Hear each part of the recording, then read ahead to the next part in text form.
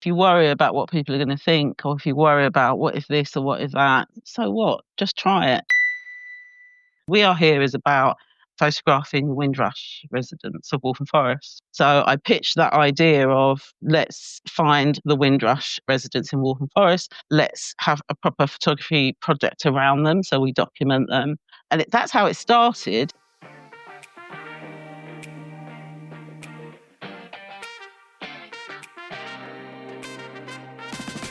Hello and welcome to Creatives Like Us, where I speak with creatives of colour who share journeys and stories and ideas and how they can inspire and open up avenues in creative industries. I'm your host, graphic designer Angela Lyons, and with the help of my guests, I will bring you insightful interviews and compelling stories that can inspire you to think about things differently or shape your next move. Being a creative of colour can bring its challenges, highs and lows and in-betweens. But this podcast is about amplifying our voices and celebrating together. So, are you ready? Let's get started with Creatives Like Us. Hello, Jo, and welcome to Creatives Like Us. Good morning. Can you tell people who you are, where you are in the world, and what kind of creative are you? My name's Jo Seeley. I am based in Essex. And I am I run a marketing agency. So the agency works with creative food and tech businesses. Although having said that, we're making a transition at the moment into heritage, arts and culture. And I can explain more about that a bit later.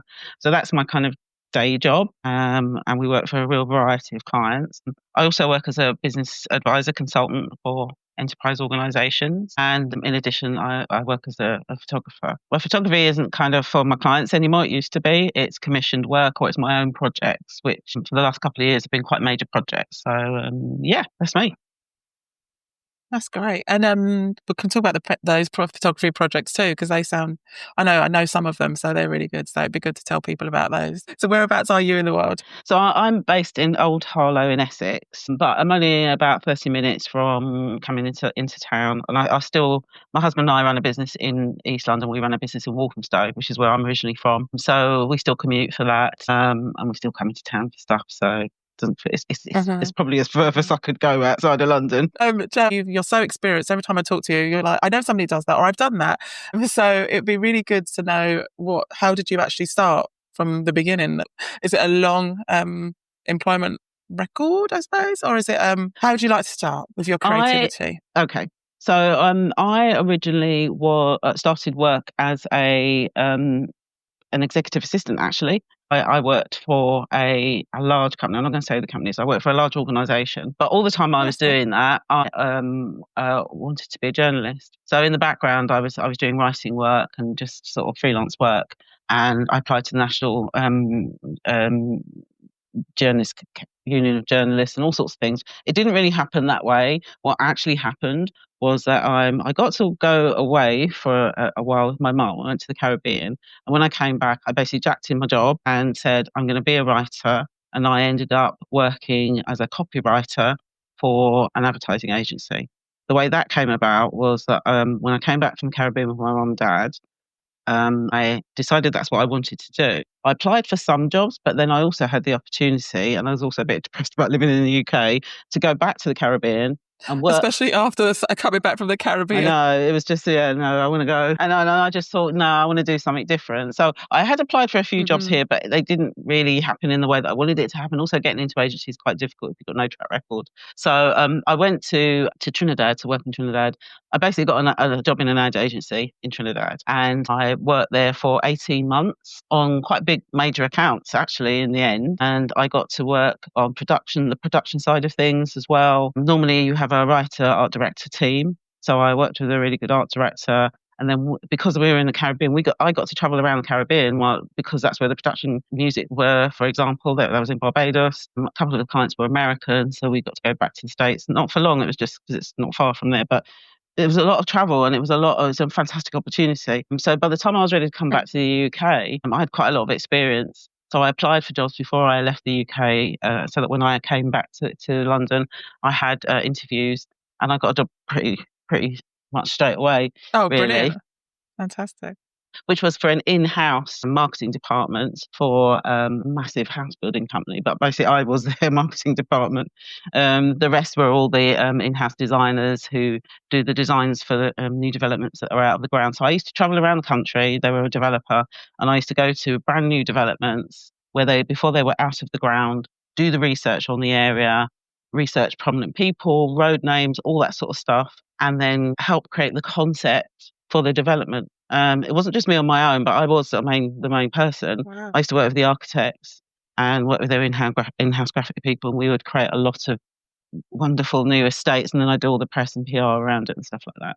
Wow, that's a lot of creativity. I was really lucky. And actually, in my portfolio, when I look at it now, so I think, oh my God, because I was only 21, 22 at the time, and I think that this is when I think of what I was doing. So that company was one of the first developers in Docklands. So I got to do loads of research around Poplar and around Plaistow and all those areas and around the Docklands before they'd done all the big developments. And it was amazing to be able to look at the history of that area and then actually definitely be able to contribute to the names of the development and the reason why they were called what they were called. So that was a really exciting time. That's really important, actually. The names too. The names are really important. And super I'm important. glad that you did that because really important. It was so enlightening, and I love history, but this is a different way of doing history. So anyway, I did that for a couple of years, and then I moved into agency.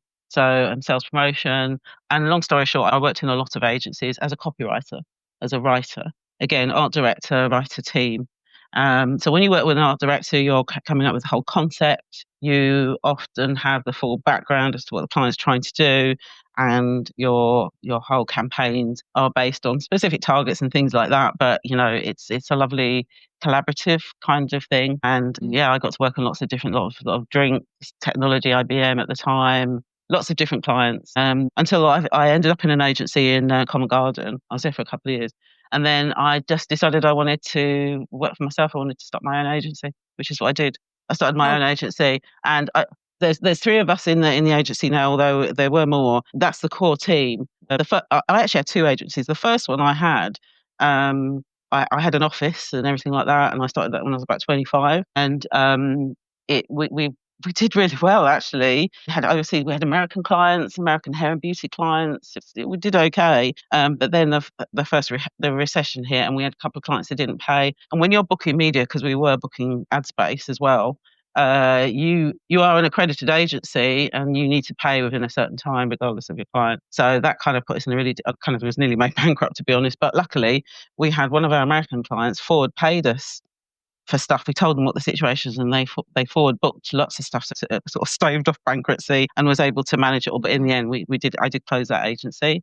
Went back into the workforce, went into radio from there, and then from radio. What, presenting or working around sales or? No, I was working for I was working for Jazz FM, and it was on what was my job title?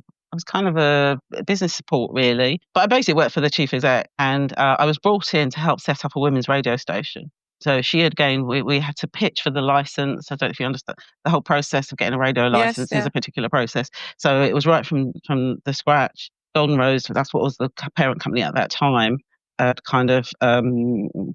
this lady Casey on to do this, and she brought me on to help her to create all that's required around the license and everything like that, and we pitched for that. But behind the scenes, I was working on Jazz FM. We actually got the license, but the station failed, basically.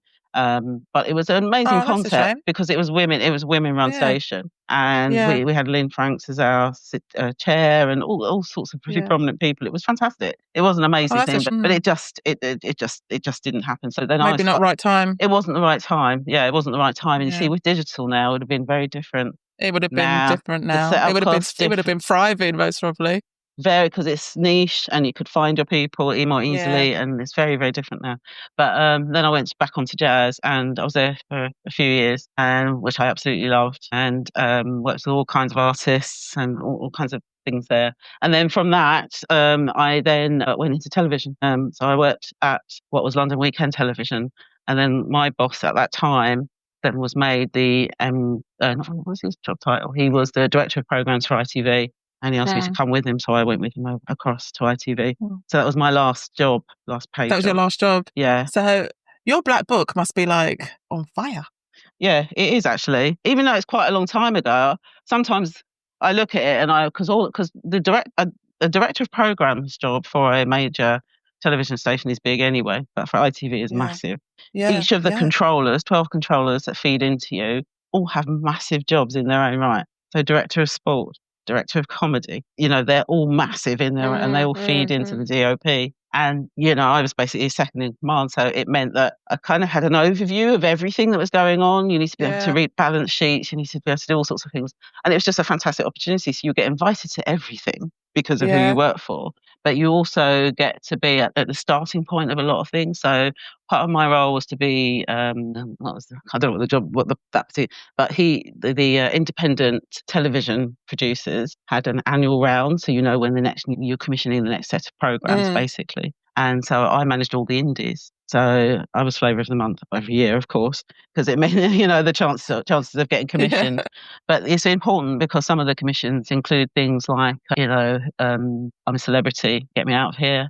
Oh, right. Yeah. Millionaire was another one. Yeah. A lot of major shows. So all the indie ones, right at the beginning. Nice. Right at the beginning. Yeah. And so that's really interesting. And of course you deal with all the talent because you have to deal with the agents as well. Yeah. And then when big shows are being licensed, for example, all the Bond franchise, when at one point it was all going through ITV, you understand more about licensing, you get to deal with Broccolis and all that sort of stuff. So yeah, pretty high profile. Sounds like you've taken all of that and obviously put it into your new agency now because you've been going for how many years now? Yeah, so I was at ITV for just over 7 years, and my boss went on to something else.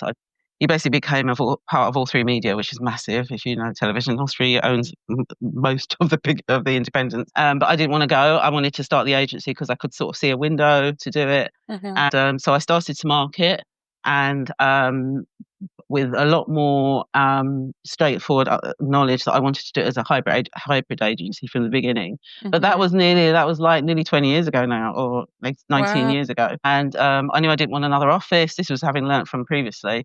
I just wanted it to be hybrid. We'd bring in the team or bring out. So we had a very small core team, and we just brought in people. But over the years, I've worked with a lot of really good people. And so I had a core, if we got a big contract and our determination is cool big, associates, we could just bring people that I trusted. That was the most important thing. Yeah. So that's how we started. And of course, the internet itself was, had gone on and moved on. So we were able to work online from the get-go. Yeah, sure. Yeah. Oh, brilliant. Can I ask about your own photography? How did you become creative in your photography field? So my husband's a hairdresser, and we started our business when we were in our 20s, early 20s. He was 25. I was just a little bit younger than him. And we've had a business since then. We've always had a hair and beauty business. So the first business we had about 10 staff or something like that. It was in Walthamstow. We had 10 staff. It was a big salon. And then we had a chance in 98 to the lease finish. So that was a 13-year lease, right? That lease finished, and we had a chance to move on. We didn't want to stay where we are, so we moved to a smaller place, still in central Walthamstow, in 1998. And from there, I started doing some of the shoots. We were paying people to do our photo work for us, and I was just kind of directing it. But then I just said, this is mad, it's costing us a lot of money, and da. So in the end, I said, I'm going to do a photography course, and I'm going to do it myself, because I was directing it, so I knew exactly what I wanted to see. So that's how it started. That's brilliant. Yeah, I'd kind of, it was really easy for me, and I started doing our own shoots. I shot some, but then I realised I didn't like shooting hair particularly. I don't like doing work like that. But I did used to do it, but I didn't really like doing it. And then I was going to use it in the agency when the agency had started by that time. And I did some food work, because food's quite a specialist area. So I like a lot of close-up textual work. And I was doing that for a while. But then as we got bigger clients in the agency, I started to farm it out, because it wasn't the best use of my time at that time. And then did you love it? Did you love doing it? I love doing the work that I love doing. I think that when you're doing paid work for a client, because it's very different. The pressure's different, and I didn't want that for the photography side. So in terms of our clients, I brought in other photographers, by which time I also was part of a big photography group, which is based in Waltham Forest, and we pitched for work, we got work separately. Our day work was our day work, so there's different photographers in that group. It's called Image 17, and there's architectural photographers, interiors, food, etc., etc. But then we pitched to do our own kind of passion project stuff. And we got commissioned to do a lot of stuff for Waltham Forest, for the Olympics, a lot of other work. And so that was separate to the agency. Yeah. But we could be in and out of it as we wanted to, because as a group, there was a core of us that there was enough deliver. of you to deliver the projects. Exactly. Yeah. So that meant that for this agency work, I had some of those photographers I commissioned to work on our clients, actually, and other people. So I stepped away from doing it in day to day. And also the other thing, being part of that group in 17, is that we got one of our biggest commissions as a result of that, which was the We Are Here project. I was the lead on it. Brilliant. And we got Heritage. Can you say a little bit, what We Are Here is? We got Heritage Lottery funding for that. So the way Image 17 works is that one of us will pitch an idea. I want to do this. Let it take 4 photographers. Do you want to come and join me? Yeah, hello, we'll do it. And then a few years in, you get your confidence, because for some of us, some of the work is not what we would normally do in our day job. But that's why we were part of the group. It pushed us. So this was the one time that I pitched something, and I wasn't sure if they'd want to do it, because We Are Here is about photographing Windrush residents of Waltham Forest. And I wanted to do it because my parents were getting older. I didn't want their time here to have passed with them, having not been acknowledged in terms of what they did and what their life was about. So I pitched that idea of, let's find the Windrush residents in Waltham Forest. Let's have a proper photography project around them, so we document them. And that's how it started. And then everybody was up for doing it. There were 7 photographers on it. And then I thought about it. I thought, what? I'm never going to do this again in this way. Let's do it properly. So it grew from being a straight photography project, which it is, but it also included the oral histories. We did a film, we did a book, magazine thing. We did a lot of work. It ended up being around it a really big project. We got Heritage Lottery funding for it, which was quite a lot of money. So we were able to do it properly. So it was it was the biggest project that Image 17 did. And obviously I did the application. So it's with help, I have to say. But, we put proper money in to do it so everybody could spend their time properly on it. It was amazing. And that was like 4 years ago now. 4 years ago, 5 years. Did your parents go and see it? Did your parents go and see it? Yeah. We had like nearly 100 people came to the launch. And we invited all the residents. We photographed 56 residents with their oral histories. We got schools involved. We had schools that interviewed and used some of the elders for their own Black History Month stuff. We did so much stuff. That's nice, passing it down, showing it generations. Yeah. We had late and sixth form students over photography section who were our assistants on the Oh, that's great. So they got to be with professional photographers too. So they were learning too. Absolutely. Right. And we also, obviously, to get these people, we had to engage. I mean, a lot of us had people who were our next door neighbours or were in our family, in fact, that we could shoot and we could ask. Although you can't say that as rote, you have to ask them properly. You can't assume that they just will do it. Yeah. But we also reached out to groups. So myself and another photographer sort of reached out to some of the community groups. We had to do presentations to them to show them what it would be about, which is as it should be, to be honest. And we collaborated with other groups in the borough. So as a result, we just got a lot of people that were really happy to do it. But what was amazing was all the material we got eventually from people. It was fantastic. I mean, like not just obviously pictures and memorabilia, but MBEs, people's landing papers, all kinds of passports. The first passports. I've got my mum's first passport from the UK and government, and it's just like, wow. It's just so. And looking at my mum, she looked like 10, like a 10. Yeah, we had young guys. Winston, who's and the clothes. I know. The fashions. Beautiful. The fashions were gorgeous. We got it was just so. Pictures of people on the boats, actually on the boat, which I had never seen. People actually, as they were travelling over. Very emotional. It's really emotional. So it was an amazing project to work on, and that kind of, in a funny sort of a way, kick-started a sort of a transition in terms of where my agency is at the moment, but also in terms of a slight shift in the kind of work that I want to do. So I've been really lucky to be able to work with a lot of creatives day to day anyway, just because of what I do. So there was always a transition in that way.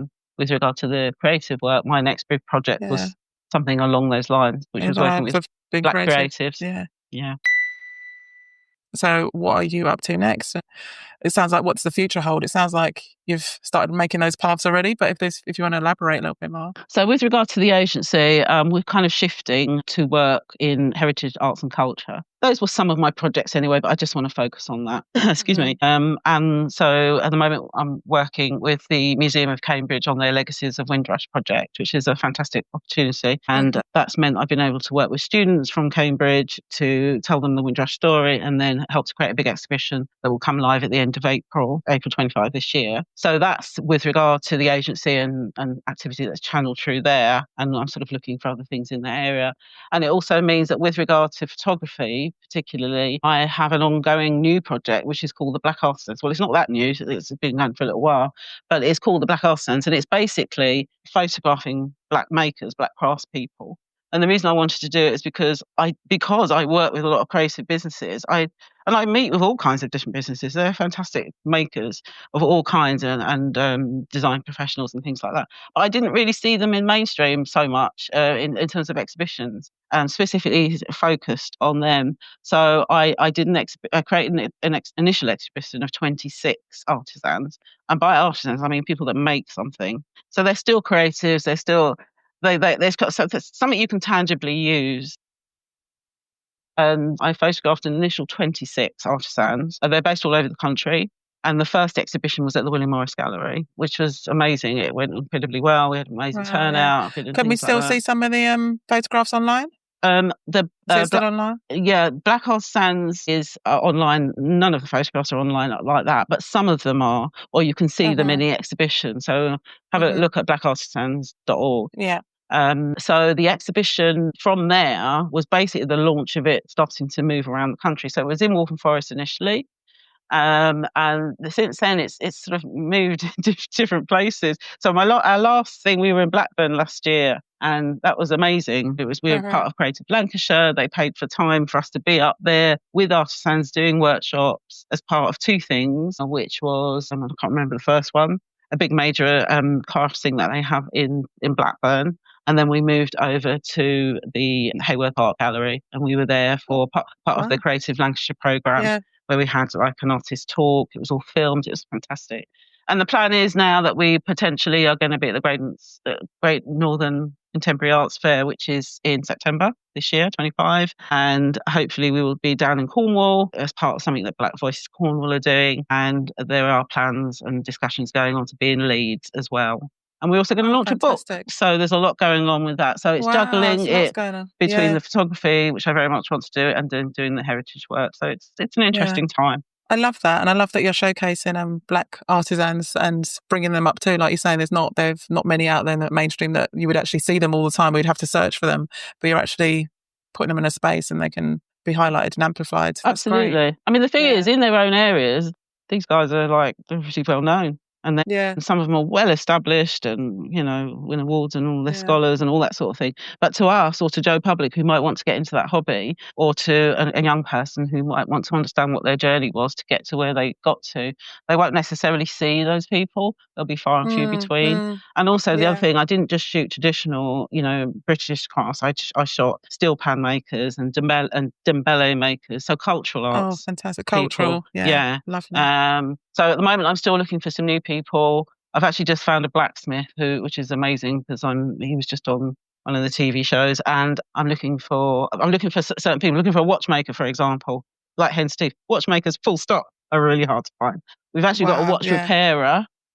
So I need to go and investigate. Does he not know anyone, or she? Yeah, well, the watch repairer on its own is a bit difficult as well, and he's obviously an older guy because he doesn't answer his email. So, so I need to go. But we're still looking for, But I've got bed makers. I've got a bed maker that was forwarded to me. I've got a conservator, paper conservator, black paper conservator. These are not things that people know how to even get into. Yeah. So I'm interested in sharing it from that point of view. That's nice, passing it on. Yeah, that'd be great. That'd be great to see. So when we come off the call, you'll give me the links for all of those. I will, yeah. And then we'll share them with everybody. That'd be great. Thank you. So I always like to ask people who come on the show, what would you, just to end on a personal note, and what advice would you give your teenage self? Because Joe, you sound like you've done so much over the years, and it's great. And I love that you share and you always pass in knowledge on, or pass in people details. You're always I feel like you're a people amplifier. You're always sharing people's knowledge too.